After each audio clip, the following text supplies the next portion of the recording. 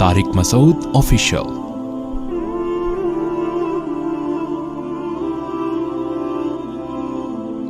ویا آدم، اور اے آدم، اسکن، سکونت اختیار کر، انتا، تو بھی، وزوجکا، اور تیری بیوی بھی، الجنت، جنت میں آرام سے زندگی گزارو، فکولا، دونوں مل کے کھاؤ، من حیث شئتما، جہاں سے چاہو،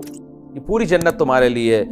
ولا تقربا ہذہ الشجرہ، اور اس درخت کے قریب بھی مت جانا۔ ایک ہادی اشارہ کیا جاتا ہے، یہ جو درخت ہے اس کے قریب بھی مت جانا، فتکونا من الظالمین، تم دونوں ہو جاؤ گے ظالمین میں سے۔ اللہ کی حکمت تھی، اللہ نے پوری جنت آدم علیہ السلام کے لیے حلال کر دی، ایک خاص قسم کے درخت پر پابندی لگا دی، اور ہمیں قرآن یہ واقعہ کیسے بیان کر رہا ہے، اس میں کیا کیا اسباق ملتے ہیں۔ فوسوس لہما الشیطان، قرآن کہہ رہے شیطان نے ان کے دلوں میں وسوسے ڈالے۔ یہاں بڑی ایک بحث ہوئی ہے کہ شیطان جنت میں پہنچا کیسے۔ علماء کہتے ہیں اس کے لیے جنت میں جانا ضروری نہیں ہے، یہ بھی ممکن ہے اللہ نے اس کو اختیار دیا ہو جنت میں بھی جا سکتا ہو اس وقت، اور یہ بھی ممکن ہے وہیں بیٹھ کر دل کے اندر وسوسے ڈال سکتا ہو،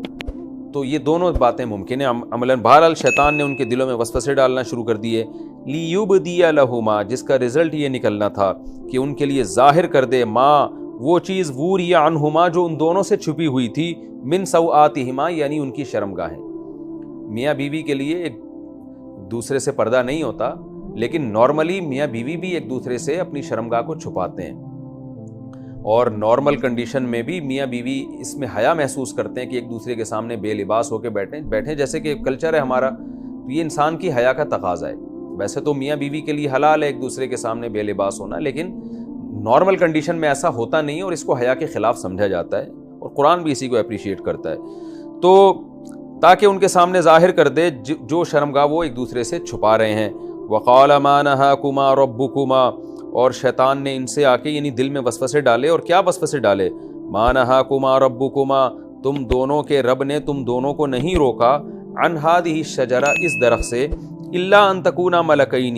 مگر صرف اس لیے کہ تم دونوں فرشتے بن جاؤ گے، او تکونا من الخالدین، یا تم دونوں ہمیشہ رہنے والوں میں سے بن جاؤ گے۔ وسوسے کیا ڈالے شیطان نے، بار بار آ کے آدم اور حوا کے دل میں یہ بات ڈالتا رہا کہ اللہ نے پوری جنت میں ہر طرف سے کھانے پینے کی اجازت دے دی ہے،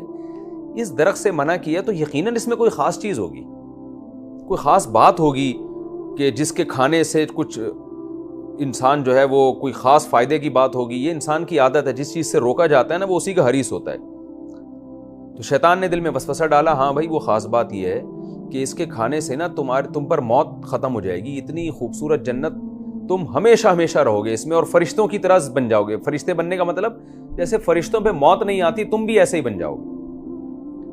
تو اب کیا ہوا ہے، وقاسمہما، اور دونوں سے قسمیں اٹھانے لگا، انی لکما لمن الناصحین، بے شک میں تمہارے خیر خواہوں میں سے ہوں۔ دیکھیں شیطان انسانی شکل میں آ کے نہیں قسمیں اٹھاتا، بلکہ یہ بھی وسوسے ڈالتا ہے کہ یہ جو یعنی اس کی قسموں کا مطلب یہ ہے کہ آپ کے دل میں جو یہ وسوسہ آ رہا ہے نا کہ یہ گناہ کرنے میں مجھے فائدہ ہے، تو وہ اتنی تاکید سے وسوسہ آتا ہے کہ جیسے جو آدمی پہلی دفعہ ہیروئن پیتا ہے یا نشہ کرتا ہے، تو شیطان کیا وسوسہ ڈالتا ہے، پہلے تو انسان کا ضمیر ملامت کرتا ہے، بھائی دیکھو چرسیوں کا حال دیکھو، ہیروئنچیوں کا حال دیکھو کیا ہو رہا ہے۔ شیطان دل میں جا کے وسوسہ ڈالتا ہے کہ نہیں تم ایک دفعہ ٹرائی کر لو، 2 دفعہ پی لو، کوئی بھی گناہ ہو اسی طرح ہی ہوتا ہے۔ پھر ایک وسوسے کا درجہ ہوتا ہے، اتنا زبردست وسوسہ آتا ہے کہ انسان سمجھتا ہے کہ میں یہ نشہ نہ کر کے گویا غلط کر رہا ہوں۔ تو یہ وہ کیفیت ہے جس کو قرآن قسموں سے تعبیر کر رہا ہے، کیونکہ جب کوئی قسم اٹھا کے کوئی بات کرتا ہے نا تو ہمیں یقین آ جاتا ہے۔ تو شیطان بھی بعض دفعہ اتنے پاورفل وسوسے ڈالتا ہے کہ گویا شیطان قسمیں اٹھا اٹھا کے کہہ رہا ہوتا ہے کہ تم یہ کام کر لو۔ بالکل یہی کنڈیشن آدم اور حوا علیہ السلام کے ساتھ کی کہ یہ جو ان کے دل میں جو خیال آنے لگے کہ بھئی اگر ہم اس درخت سے کھائیں گے تو ہمیشہ زندہ رہیں گے، اس وجہ سے اللہ نے ہمیں اس سے روکا ہے، یہ اتنی تاکید کے ساتھ وسوسے دل میں آنے لگے کہ یعنی ان کو یقین ہو گیا کہ یہ کھانے میں ہمارا بہرحال فائدہ ہی فائدہ ہے۔ تو اس پاورفل وسوسے کو قرآن اس انداز سے تعبیر کر رہا ہے، فَدَلَّاهُمَا بِغُرُورٍ، شیطان نے دھوکے کے ساتھ ان کی رہنمائی کی، یعنی یہ غلط وسوسے تھے۔ فَلَمَّا ذَاقَ الشَّجَرَةَ، بس جب دونوں نے درخت سے چکھا، بَدَتْ لَهُمَا سَوْآتُهُمَا، دونوں کی شرمگاہیں ایک دوسرے کے لیے ظاہر ہو گئیں۔ سب سے پہلی سزا یہ ملی، اللہ نے جنت کا لباس چھینا، وَطَفِقَا يَخْصِفَانِ عَلَيْهِمَا مِنْ وَرَقِ الْجَنَّةِ، اور شرم کی وجہ سے جنت کے درختوں کے پتوں سے اپنے جسم کو ڈھانپنا شروع کر دیا انہوں نے۔ یہاں ایک بڑا مسئلہ ہے کہ دیکھیں اہل سنت والجماعت کا اس بات پر اجماع ہے، اس پر قرآنی آیات احادیث شاہد ہیں کہ پیغمبر سے گناہ نہیں ہوتا، اجتہادی خطا ہوتی ہے۔ تو تمام مفسرین جتنے بھی معتبر ہیں وہ یہاں متفق ہیں کہ یہاں آدم علیہ السلام سے اجتہادی خطا ہوئی ہے۔ وہ اجتہادی خطا کیا ہے؟ وہ اجتہادی خطا یہ ہے کہ جب ان کے دل میں یہ وسوسہ آیا نا کہ اس چیز سے اللہ نے ہمیں روکا ہے، اس درخت سے ہم کھائیں گے تو ہم ہمیشہ زندہ رہیں گے، تو ان کے دل میں ایک لالچ پیدا ہوئی۔ اب کیا ہوا ہے کہ جب انسان کے دل میں کسی کام کو کرنے کی لالچ پیدا ہوتی ہے نا تو پھر وہ اس کے جواز کے بہانے تلاش کرتا ہے۔ تو آدم علیہ السلام اور اماں حوا بھی بیٹھ کے سوچنے لگے کہ بھائی اللہ تعالیٰ نے ہمیں جو اشارہ کر کے کہا ہے نا ہذہ شجرہ، یہ والا درخت نہیں کھانا، تو اس ٹائپ کے جنت میں اور بھی تو بہت سارے درخت ہیں۔ مثال کے طور پر فرض کر لیں کہ وہ آم کا درخت ہے، ایک فرض کر لیں، تو اللہ نے تو یہ کہا ہے نا یہ آم کا درخت نہیں کھانا، تو ہم وہاں سے ٹرائی کر لیتے ہیں، دوسرے والا درخت کھا لیتے ہیں، یہ والا کھایا نا اللہ تعالیٰ نے۔ حالانکہ جب اشارہ کیا جاتا ہے، بھائی آپ جب کسی کو سمجھاتے ہیں کہ یہ کوئی حکیم سمجھا رہا ہو کسی مریض کو کہ تم کریلے کی بیل کی طرف اشارہ کر کے کہہ رہے ہو یہ پھل تم نے نہیں کھانا ہے، تو اس میں جنرلی اس کا یہی مطلب ہوتا ہے کہ پوری دنیا میں کہیں بھی کریلا تم نے نہیں کھانا ہے، تمہیں نقصان دے گا۔ جب شوگر کے مریض کے سامنے رسگلے پڑے ہوئے ہوں اور آپ اس کی طرف اشارہ کر کے کہیں کہ تم نے یہ مٹھائی نہیں کھانی ہے، تو یہ کا لفظ صرف تعیین کے لیے ہوتا ہے، اس کو اور واضح کرنے کے لیے ہوتا ہے کہ خوب سمجھ لو کہ میں کون سی مٹھائی سے تمہیں روک رہا ہوں۔ یہ مطلب نہیں ہوتا کہ اس ڈبے کا رسگلہ تو تم نہیں کھاؤ، باقی ڈبوں سے تم 10 رسگلے خرید کے کھا لو۔ تو تعیین کا مقصد اللہ تعالیٰ کا ہرگز یہ نہیں تھا، اشارہ کا مقصد کہ صرف اس پھل کو کھانے پر پابندی ہے، باقی پوری دنیا پوری جنت میں اس درخت اس کے علاوہ جو درخت ہیں اسی نوعیت کے ان سے جہاں سے چائے کھا سکتے ہو۔ لیکن چونکہ آدم علیہ السلام اور اماں حوا کے دل میں وسوسے آنے لگے کہ یہاں اللہ نے پابندی لگائی ہے تو ہمیں ہمیشہ اس زندہ رہنا ہوگا اگر ہم یہ کھا لیں گے، تو جب ایسے وسوسے انسان کو آتے ہیں